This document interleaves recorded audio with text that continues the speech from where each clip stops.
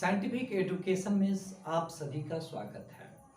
सबसे पहला वर्ड्स जो आप पढ़े हैं केमिकल काइनेटिक्स का, वो क्लास अब जो पढ़ रहे हैं क्लास 9 है। इससे जितना भी पहले पढ़े हैं वो ऑर्डर रिएक्शन पढ़े होंगे, रेट ऑफ रिएक्शन पढ़े होंगे, जितना भी क्वेश्चन बनाए होंगे सबको एक बार जरूर पढ़ लीजिएगा। गारंटी है, बार बार बोला जा रहा है कि आपको 100% है कि आप सिलेक्शन करेंगे। जितना भी जिस समय से शुरू करते हैं उसके फलस्वरूप जो बाद वाला जो बच जाता है उसको जरूर स्टडी कीजिए। और जितना वर्ड्स बोल रहे हैं सारे वर्ड्स को कैलकुलेट करके रखिएगा कि क्या क्या बोल रहे हैं। आज जो पढ़ा रहे हैं उस वर्ड को सुनिए। इसमें ज़्यादा डिफिनेशन रटने की जरूरत नहीं है, छोटा सा डिफिनेशन है, उस डिफिनेशन को सिर्फ जान लीजिए और कैसे बनाते हैं उसको सीखिए। ये जो आज पढ़ रहे हैं क्लास जो 9 में है, मॉलिक्यूलरिटी किसको कहेंगे। आपसे यदि कोई क्वेश्चन पूछा जाए कि मॉलिक्यूलरिटी किसको कहेंगे, उसका डिफाइंड करेंगे तो सबसे पहला वर्ड्स है कि ये मॉलिक्यूलरिटी जब भी क्वेश्चन पूछा जाए तो ये रिएक्शन फॉर्म का होगा। तो आपसे पूछा जाए कि ये रिएक्शन फॉर्म होगा, इसका मतलब है कि इसमें रिएक्शन नेसेसरी है कि रिएक्शन होनी ही चाहिए। दूसरा बात है कि रिएक्शन हो सकता है, ये बैलेंस रिएक्शन हो सकता है। याद करके रखिए, बैलेंस रिएक्शन भी हो सकता है। लेकिन जब भी बैलेंस रिएक्शन हो या कोई भी रिएक्शन होगा तो मॉलिक्यूलरिटी किसका निकालेंगे वो आप ध्यान में रखिएगा, वो ऑलवेज रिएक्टेंट्स का ही निकालेंगे। इसका मतलब है कि मॉलिक्यूलरिटी निकाला जाता है रिएक्टेंट्स का, इस बात को याद करके रखिए। लेकिन प्रोडक्ट्स का कभी नहीं निकालिएगा। इसका मतलब है प्रोडक्ट्स का कभी भी याद करके रखिएगा कि मॉलिक्यूलरिटी नहीं होता है। इसलिए अगर आप लोगों से कभी भी क्वेश्चन पूछा जाए कि मॉलिक्यूलरिटी किसका हम लोग निकालेंगे तो याद करके रखिएगा मॉलिक्यूलरिटी एक रिएक्शन फॉर्म का होगा। वह ऑलवेज बैलेंस रिएक्शन भी हो सकता भी है और नहीं भी हो सकता है। लेकिन ऑलवेज किसका निकालेंगे तो आप बोलिएगा रिएक्टेंट का निकालेंगे। लेकिन प्रोडक्ट्स का कभी भी मॉलिक्यूलरिटी नहीं निकाला जाता है और ना उसका रिप्रेजेंटेशन किया जाता है। इसीलिए अगर आपसे कभी भी कोई क्वेश्चन पूछा है मॉलिक्यूलरिटी क्या हो सकता है तो बोलिएगा कि ऑलवेज रिएक्टेंट का मॉलिक्यूलरिटी होता है, प्रोडक्ट्स का मॉलिक्यूलरिटी निकाला ही नहीं जाता है। और जितना भी मॉलिक्यूलरिटी निकालेंगे सब रिएक्टेंट ही का बात कीजिएगा। और देखिए इस टाइप से क्वेश्चन कैसे पूछा जाएगा, उसको डिफाइन कैसे करते हैं।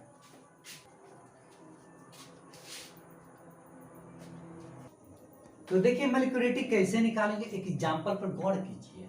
देखिए एक वर्ड्स है, एग्जांपल को पहले कैलकुलेट कीजिएगा उसके बाद ही बोलिएगा कि कैसा होगा। मान लीजिए एग्जांपल नंबर 1 है hydrolysis of sugar. Hydrolysis of sugar का एग्जांपल देखिए।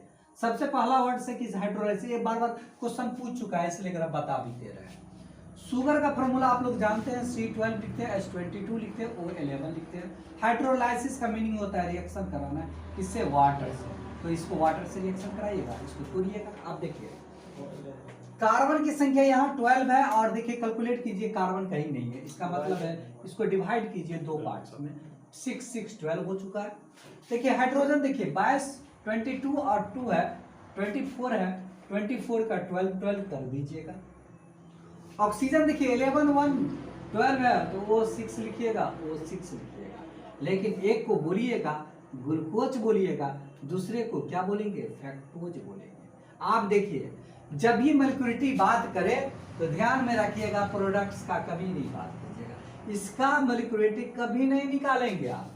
जब भी निकालेंगे मॉलिक्यूलरिटी तो ये इसका निकालेंगे। इसका मतलब है कि मॉलिक्यूलरिटी जब भी निकालना होता है तो रिएक्टेंट्स का, तो बताइए इसी लेकर मॉलिक्यूलरिटी अगर पूछा जाए तो मॉलिक्यूलरिटी का इसका आंसर जब लिखिएगा तो ऐसे लिखिएगा। देखिए शुगर का जो वैल्यू है इसके पीछे में 1 है डिजिट, इसे लेकर 1 प्लस लिखिएगा। और वाटर की संख्या 1 है, इसे लेकर 1 + 1 लिखिएगा। इसका मतलब है 2 है, इसका मतलब है 2 को बोलेंगे बाय मॉलिक्यूलरिटी। याद करके रखिएगा बाय मॉलिक्यूलरिटी कहेंगे। इसका मतलब है कि मॉलिक्यूलरिटी का डिफिनेशन क्या बोल सकते हैं, सिंपल सी बात है। कैसे बोलेंगे, देखिए the total sum of molecules. देखिए क्या कर रहे हैं, जोड़ रहे हैं। किसको जोड़ रहे हैं, मॉलिक्यूल्स का। किसका मॉलिक्यूल्स जोड़ रहे हैं, तो रिएक्टेंट का। इसलिए इसका डिफिनेशन सुन लीजिए, the total sum of the molecules, the total sum of the molecules, जो पार्टिसिपेटिंग होगा किसमें, एक रिएक्शन में, उसी को आप लोग कहेंगे मॉलिक्यूलिटी कहेंगे।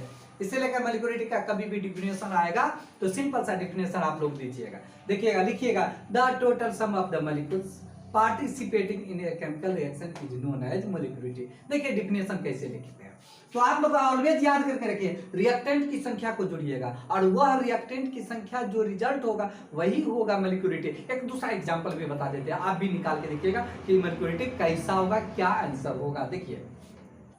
देखिए एक एग्जांपल, दूसरा एग्जांपल देखिए, आप लोग भी निकाल लीजिएगा। एग्जांपल 2 देखिए, आप लोग भी रिएक्शन कराए होंगे हाइड्रोजन को क्लोरीन से, तो आप लिखे होंगे HCl लिखे होंगे। तो देखिए हाइड्रोजन की संख्या 2 है, यहाँ पर देखिए हाइड्रोजन की संख्या 1 है, इसको 2 से मल्टीप्लाई कर दीजिएगा, 2 हो जाएगा। आप देखिए क्लोरीन की संख्या 2 है, यहाँ भी क्लोरीन 2 है, इससे 2 से मल्टीप्लाई किए क्लोरीन। आप बताइए कि मॉलिक्यूलिटी निकालना होगा तो प्रोडक्ट्स का बात नहीं कीजिएगा, तो बताइए इसका मॉलिक्यूलिटी कितना होगा। इसका मतलब है मॉलिक्यूलिटी आप आसानी से निकाल लीजिए, कभी होगा तो इसकी संख्या देखिए 1 लिखा हुआ है, 1 प्लस इसकी संख्या 1 लिखा हुआ है, इसका मतलब है 2 है, 2 को क्या कहते हैं, बायमॉलिक्यूलिटी कहते हैं। इस टाइप से अगर क्वेश्चन बार बार कोई भी क्वेश्चन होगा तो आप आसानी से निकाल सकते हैं। तो डिफिनेशन क्या बोलिएगा, सिंपल सी बात है, the total sum of the molecules participating in chemical reaction is known as, क्या कहेगा, मॉलिक्यूलिटी। क्या बोलेंगे डिफिनेशन में, बोलिए तो आप बिल्कुल सिंपल सा डिफिनेशन भी लिखना चाह रहे हैं, एक वर्ड्स में भी लिख लीजिएगा। क्या लिखेंगे, the total number of molecules participating in a chemical reaction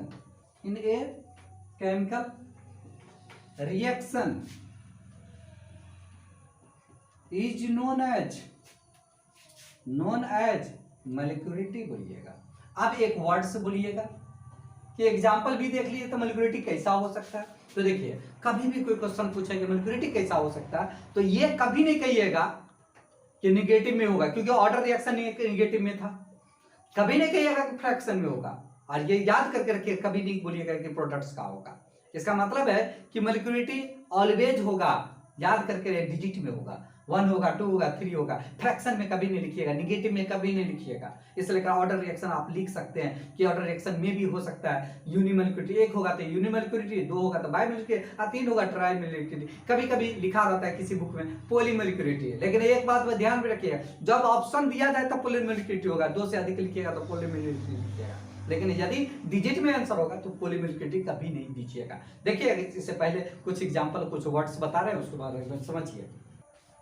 देखिए आप बोल सकते हैं कि मॉलिक्यूलिटी क्या हो सकता है, तो आप बोलिएगा, देखिए मॉलिक्यूलिटी में भी हो सकता है, में भी हो सकता है। देखिए होगा तो यूनी होगा, यूनी मॉलिक्यूलिटी लिख सकते हैं। दूसरा वर्ड से लिख सकते हैं बायमॉलिक्यूलिटी लिख सकते हैं, बायमॉलिक्यूलरिटी लिख सकते हैं, ट्राइमॉलिक्यूलरिटी लिख सकते हैं, ट्राइमॉलिक्यूलरिटी लिख सकते हैं। लेकिन याद करके रखिएगा, बाय के बाद एक ही बार पॉलीमॉलिक्यूलरिटी लिखा जाता है, पॉलीमॉलिक्यूलरिटी याद करके रखिएगा, ध्यान में रखिएगा। ट्राई नहीं लिखा हो तो उस समय में आप पॉलीमॉलिक्यूलरिटी लिख सकते हैं। मॉलिक्यूलरिटी किसका नहीं होगा, यह क्वेश्चन याद करके, ये क्वेश्चन काफी पॉपुलर है, इसका मतलब ये ध्यान रखिए, ये क्वेश्चन है, ये क्वेश्चन से कोई बात नहीं, कोई भी लड़का ये बना लेगा, लेकिन मॉलिक्यूलरिटी किसका नहीं होगा उसकी बात नहीं सीखिए कि किसका नहीं होगा। तो मॉलिक्यूलरिटी नहीं पॉसिबल होगा, याद करिए, मॉलिक्यूलरिटी नॉट पॉसिबल, नॉट संभव नहीं है। या देखिए किसका संभव नहीं है, पहला वर्ड से ये इसका नहीं संभव है, इसका मतलब है 0 कभी नहीं होगा, याद करके रखिए, 0 कभी नहीं होगा मॉलिक्यूलरिटी। दूसरा वर्ड से 0 नहीं होगा, पहला बात है निगेटिव में नहीं होगा मॉलिक्यूलरिटी, निगेटिव में नहीं लिख दीजिएगा, -1 जैसे -2 -3 ये सब कभी नहीं लिखिएगा, ये आंसर नहीं होगा। इसका मतलब है तीसरा याद करके रखिए, फ्रैक्शन में मॉलिक्यूलरिटी नहीं हो सकता है। इसका मतलब है फ्रैक्शन मीन से 1/2 या 3/2 या 4/2 ऐसा करके फ्रैक्शन होगा, या 4/3 ऐसा करके फ्रैक्शन कभी भी मॉलिक्यूलरिटी में नहीं हो सकता है। इसका मतलब है कि मॉलिक्यूलरिटी में आपको याद करके रखना होगा, मॉलिक्यूल्स की संख्या जोड़िएगा रिएक्टेंट का, लेकिन याद करके रखिएगा उसका कभी 0 नहीं होता है, निगेटिव में नहीं होता, फ्रैक्शन में नहीं होता। और ऑर्डर रिएक्शन से सबसे बड़ी बात यही दोनों डिफरेंस है, कि उसका वैल्यू निगेटिव कुछ भी हो सकता है, लेकिन इसका वैल्यू ऐसा नहीं हो सकता है। याद करके वह एक एक्सपेरिमेंटल वैल्यू होता है, ये एक्सपेरिमेंटल वैल्यू नहीं होता, ये बैलेंस किया हुआ वैल्यू रहता है। इससे लेकर आप लोग जब भी कोई क्वेश्चन को पढ़ते हैं तो याद करके रखिएगा, आपको हर एक वर्ड्स को हम पढ़ा रहे हैं और एक एक क्वेश्चन पर ध्यान रखिएगा। आपको कोई भी क्वेश्चन छूटेगा तो हम रिस्पॉन्सिबिलिटी है, आप लोगों को बार बार कह रहे हैं कि साइंटिफिक एजुकेशन पर आप लोग 100% है कि ज्वाइन कीजिए और सब्सक्राइब कीजिए, और अच्छा लगे तब सब्सक्राइब कीजिए, अच्छा नहीं लगे तो सब्सक्राइब नहीं कीजिएगा। और उम्मीद करते हैं कि हर एक स्टूडेंट को काफी अच्छा लगा होगा। अगर जिसको अच्छा लगे उसको सब्सक्राइब करके और एक बार जरूर है कमेंट जरूर कीजिएगा। धन्यवाद आपका।